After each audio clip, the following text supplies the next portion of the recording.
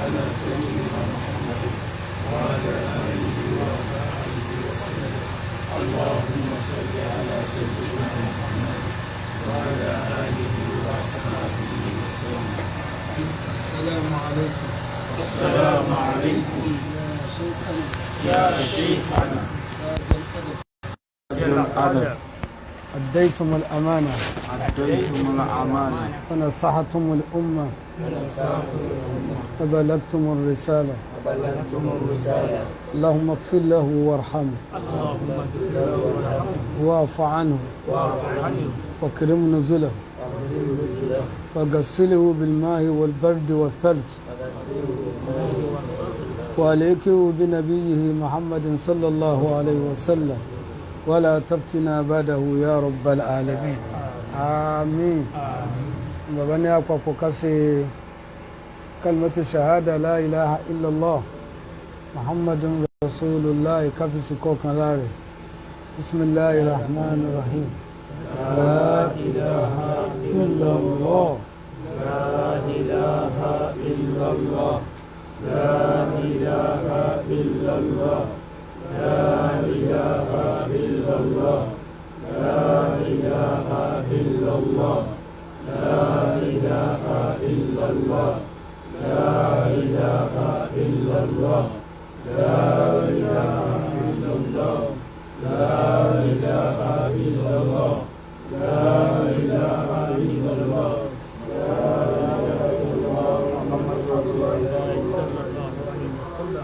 آية الكرسي إنا أنزلناه أيقوكا. بسم الله الرحمن الرحيم. الله لا إله إلا هو الحي القيوم لا تأخذه سنة ولا نوم له ما في السماوات وما في الأرض من ذا الذي يشفع عنده إلا بإذنه يعلم ما بين أيديهم وما خلفهم ولا يحيطون بشيء من علمه إلا ما شاء وسع كرسيه السماوات والأرض ولا يؤوده حفظهما وهو العلي العظيم. بسم الله الرحمن الرحيم.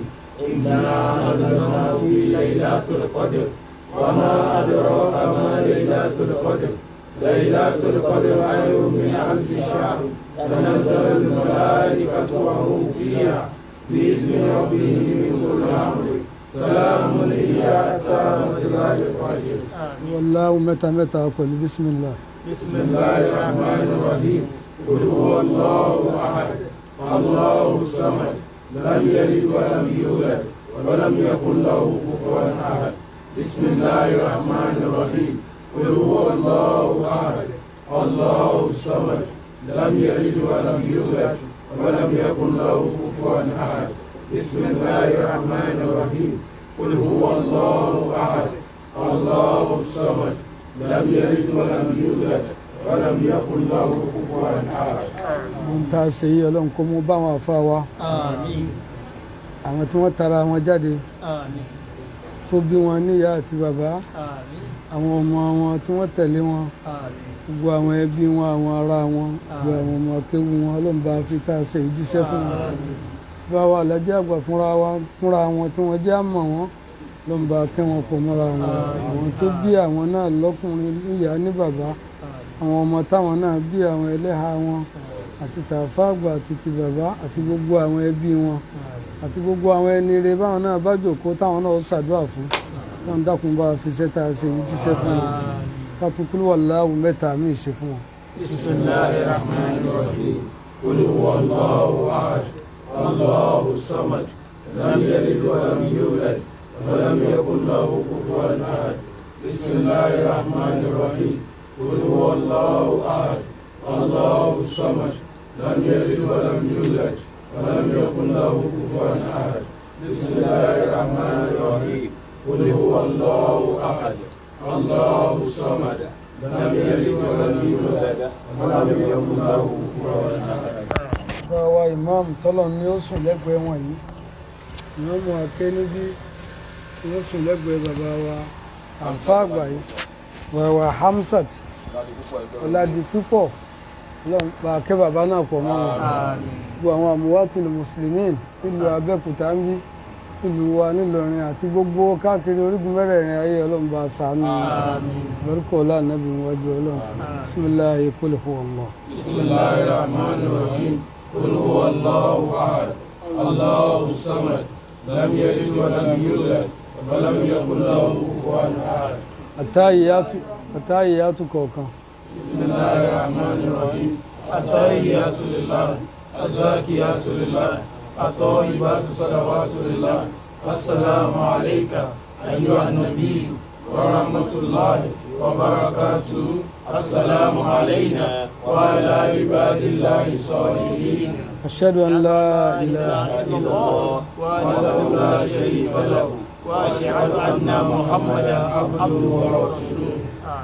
ìwà tá a wà ń bí àwa ziyara àfa wa ni o àwa ziyara wọn ni o bá ti sọ bá nábì ṣe kọ́ wa ziyaratul kubur ó ní ládàbí òun náà ni kéèyàn tọrọ fún ẹ̀rù ọlọ́run tí ń bẹ lọ́dọ̀ rẹ̀ àtọrọ nǹkan kan lọ́dọ̀ àfa àgbà o àwa ṣàdúrà fún wọn àwa ziyara wọn gẹ́gẹ́ bí àsọ́lẹ̀ ànábì Muhammad sallallahu alayhi wa sallam tó ní zurul kubura innahu tudhakkirukum al-akhirah yóò máa rán yín létí alkiyama olúwa wá dákun wọlé àwọn nǹkan mẹ́rin táàfà wa máa fi bẹ̀ ọ́ òun náà ní dáàtù rẹ ẹnìkan ọmọ bó ṣe wà wọ nìkan náà lọ mọ̀ asmaukal husna àwọn ọkọ rẹ tó sọ́ra rẹ tẹ́nìkan ò gbọdọ̀ jẹ́ bẹ́ẹ̀ àfi bẹ̀ ọ́ wasifatukal uliya àwọn òkè tó kíra rẹ tẹ́nìkan ò gbọdọ̀ kíra ẹ̀ bẹ́ẹ̀ wọ́n àfọ̀hálùkal mutanawwi'a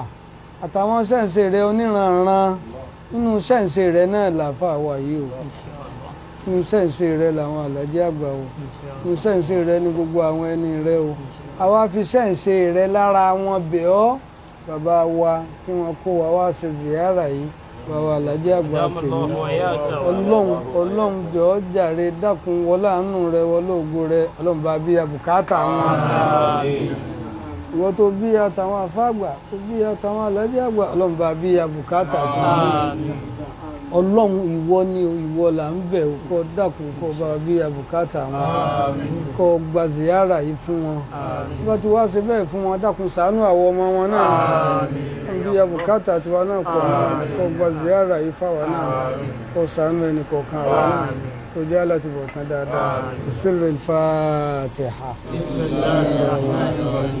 alhamdulillahi rabbil alamin arrahmanir rahim maliki yawmiddin iyyaka na'budu wa iyyaka nasta'in ihdinas siratal mustaqim siratal ladzina an'amta alayhim ghayril maghdubi alayhim waladdallin amin.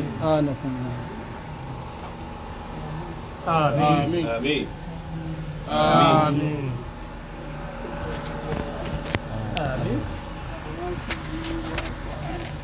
آمين واكرم نزله ووسع مدخله يا رب اغسله بالماء والثلج والبرد ونكه من الخطايا كما نكيت الثوب الابيض من الدنس وابدل له دارا خيرا من داره وأهلا خيرا من أهله وزوجا خيرا من زوجه وادخله لجنته وأعذه من عذاب القبر وعذاب النار يا رب العالمين. بسم الله قل هو الله.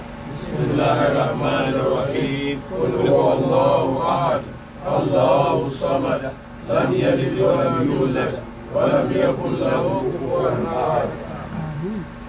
سبحان ربك رب العزة عما يصفون والسلام على المرسلين والحمد لله رب العالمين. صلوا على النبي الكريم صلى الله عليه وسلم. اللهم صل على سيدنا محمد وعلى آله وصحبه